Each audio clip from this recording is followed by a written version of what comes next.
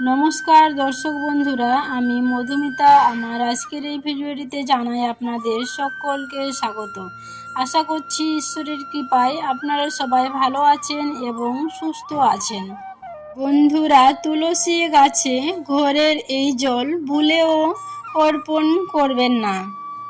ঘরে দারিদ্রতা নেমে আসবে, আপনি ভিখারি হয়ে যাবেন। এর সঙ্গে আপনাদের জানাবো কোন দিন ভুল করেও তুলসী গাছে জল অর্পণ করবেন না, তা না হলে আপনারা ঘোর পাপে পড়ে যাবেন। মা তুলসী দেবীর সাথে সাথে মা লক্ষ্মী দেবীও হয়ে যাবেন ক্রোধিত। শাস্ত্র অনুসারে যেখানে তুলসী গাছ থাকে সেখানে সাক্ষাৎ মা লক্ষ্মী দেবী বসবাস করেন। যে ব্যক্তি সঠিক নিয়মবিধি মেনে তুলসী গাছের পূজা পাঠ করেন, সর্বদাই মা লক্ষ্মী দেবী ওই ব্যক্তির ঘরে বসবাস করেন। বন্ধুরা, তুলসী গাছের কিছু বাস্তু নিয়ম রয়েছে। এই নিয়মগুলি সকলেরই মেনে চলা উচিত। প্রত্যেক দিন তুলসী গাছের দর্শন করা এবং তুলসী গাছের সামনে হাত জোড় করলে ব্যক্তির সমস্ত পাপ সমাপ্ত হয়ে যায়। ওই ব্যক্তির শরীরের মধ্যে একটা পবিত্র ঊর্জার সঞ্চার হয়, ওই ব্যক্তিকে সফল করে তোলে। বন্ধুরা, শাস্ত্র অনুসারে যে ব্যক্তির ওপর তুলসী মাতার কৃপা করেন ওই ব্যক্তিকে ভিখারি থেকে রাজা বানিয়ে দেয়।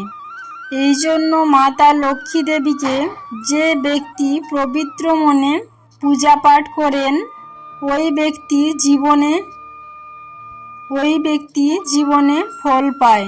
তুলসী মাতাকে যে ব্যক্তি পূজা পাঠ করেন ওই ব্যক্তি জীবনে ফল পায়। বন্ধুরা, প্রত্যেক দিন তুলসী মায়ের পূজা পাঠ করলে, সকাল বেলায় জল অর্পণ করলে, প্রদীপ জ্বালালে ব্যক্তির সকল মনস্কামনা পূর্ণ হয়। বন্ধুরা, যদি আপনার ব্যবসা ভালো না চলে, ব্যবসা যদি একেবারে বন্ধ হয়ে যায়, তো এই পরিস্থিতিতে আপনারা কখনোই ভেঙে পড়বেন না, চিন্তা করবেন না। প্রত্যেক শুক্রবার দিন তুলসী গাছে দুধ অর্পণ করুন। আপনার সকল সমস্যা খুব তাড়াতাড়ি আপনার জীবন থেকে দূরে সরে যাবে। তুলসী মাতা নিজের ভক্তকে কখনোই নিরাশ করেন না। বন্ধুরা, যে বাড়িতে প্রত্যেক দিন তুলসী তলায় প্রদীপ জ্বালানো হয় ওই বাড়িতে কিন্তু কখনো ভূত প্রেত প্রবেশ করে না। বন্ধুরা, যে ঘরে তুলসী গাছ থাকে সেই ঘরের থেকে হাজার হাজার মাইল দূরে অশুভ শক্তি চলে যায়। সেই ঘরের আশেপাশে কোনো অশুভ শক্তি অশুভ ছায়াও ঘেঁষতে পারে না। বন্ধুরা, যদি আপনাদের ঘরে টাকা পয়সা নিয়ে সমস্যা থাকে, ঘরে জমানো টাকা যদি ধীরে ধীরে খরচ হয়ে যায়, যদি আপনাদের ঘরে টাকা পয়সা নিয়ে আপনার সবাই একটা অশান্তির মধ্যে থাকেন, তাহলে বন্ধুরা আপনাদের বলবো এই তুলসী গাছ বাড়িতে আপনারা নিয়ে আসুন আর প্রত্যেক দিন এই তুলসী গাছের পূজা করুন। তারপরে দেখুন তুলসী মাতার চমৎকার। বন্ধুরা, 1000 ফল প্রাপ্তি করার জন্য ভগবান বিষ্ণুর পূজায় তুলসী পাতার অনেক মাহাত্ম্য রয়েছে।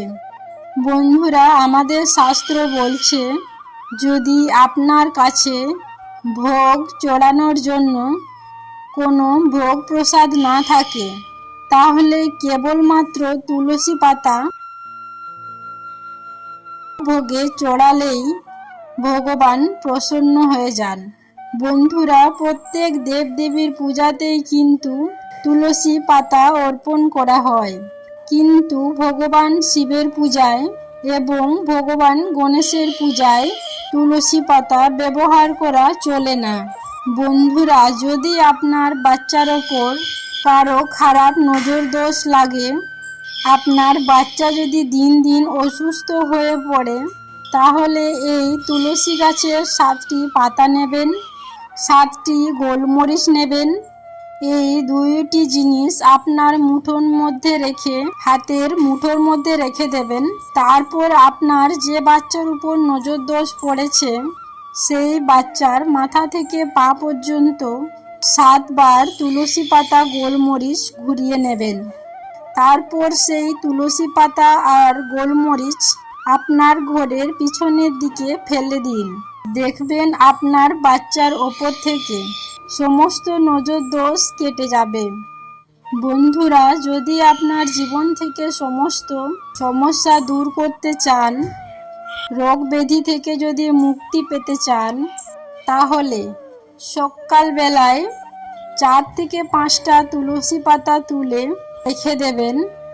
আর রাত্রেবেলায় সেই তুলসী পাতা আপনার বালিশের তলায় রেখে দেবেন আর ঘুমিয়ে পড়বেন।